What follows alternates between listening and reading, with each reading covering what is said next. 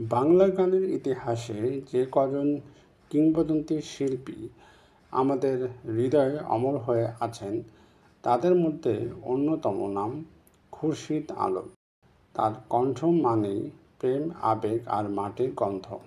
খুরশিদ আলম 1960-70 দশকে বাংলা চলচ্চিত্রে অসংখ্য জনপ্রিয় গান উপহার দিয়েছেন। তার গাওয়া গানগুলো তখনকার তরুণ প্রজন্মের হৃদয়ে দোলা দিয়েছিল। প্রেম, বিরহ কিংবা আনন্দ, জীবনের প্রতিটি অনুভূতির সাথে তার গান মিল খুঁজে পেত। আজকের দিনে হয়তো নতুন প্রজন্ম তাকে কম চেনে, কিন্তু তার গান এখনও ইউটিউব, রেডিও কিংবা স্টেজে বাজলেই আমাদের ভেতর কাঁপন তোলে।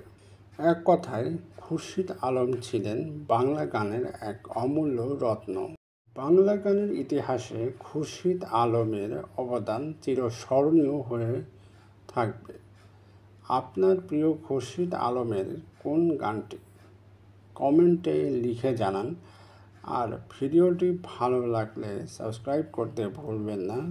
বিনোদন ভান্ডার।